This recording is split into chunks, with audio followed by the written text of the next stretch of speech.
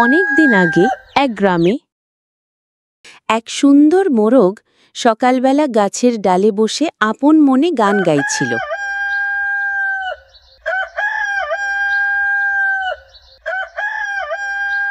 আর তখন সেই গাছের তলা দিয়ে এক চালাক শেয়াল গ্রামের দিকেই যাচ্ছিল। মোরগের গানের আওয়াজ শুনে শেয়াল দাঁড়িয়ে গেল আর মনে মনে ভাবতে লাগল, ওহ, আজ এই মোরগটাকে বোকা বানাই, খুব মজা হবে। আর মোরগটা যদি সত্যি সত্যি বোকা হয়ে যায় তাহলে তো আর কথাই নেই, আমাকে আর খাবার খুঁজতে গ্রামে যেতে হবে না, একে মেরেই খেয়ে ফেলব।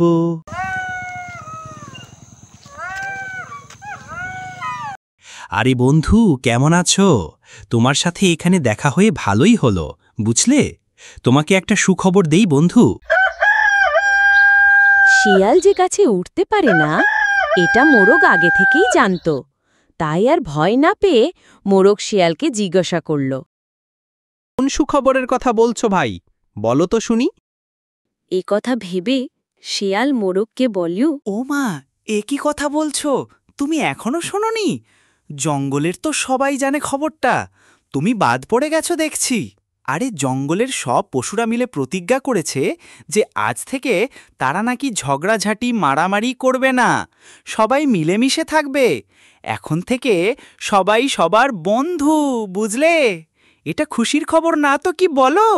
এই খুশির খবর শুনে তুমি খুশি হলে না? এসো আমরা দুই বন্ধু মিলে কোলাকুলি করি। এসো তো নিচে, নেমে এসো। শেয়ালের কথা শুনে মোরগ কিছুক্ষণ চুপ করে থাকল আর বারবার গ্রামের রাস্তার দিকে দেখতে লাগল। শেয়াল ভীষণ আশ্চর্য হয়ে বলল, আরে কি হলো? কই, এসো নিচে।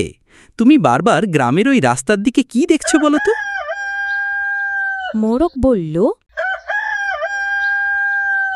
তেমন কিছু নয় বন্ধু, আসলে গ্রামের কিছু শিকারী কুকুর দেখছি এই দিকেই তেড়ে আসছে।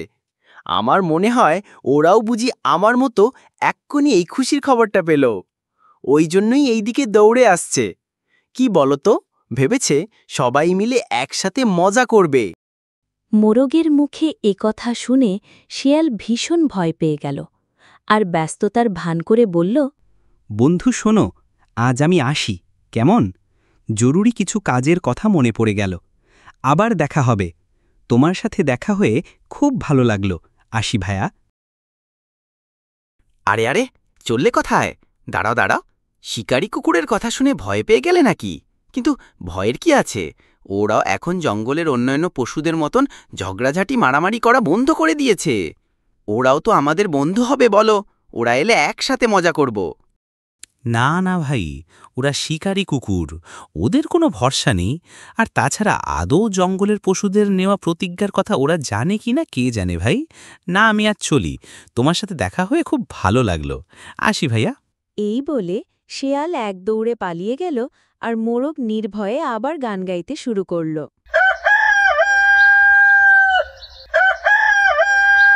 এই গল্প থেকে আমরা এই শিখলাম, দুষ্টু লোকের মিষ্টি কথায় কখনো ভুলতে নেই, নয়তো পরে নিজেকেই পচতাতে হয়।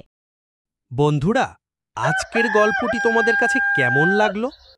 যদি গল্পটি তোমাদের কাছে ভালো লেগে থাকে আর যদি তোমরা চাও যে এরকম গল্প আমি আরও বানাই, তাহলে আমার চ্যানেলটি অবশ্যই সাবস্ক্রাইব করে দেবে, বেশি বেশি শেয়ার করবে আর লাইক করে দেবে। কিন্তু সবাই ভালো থেকো।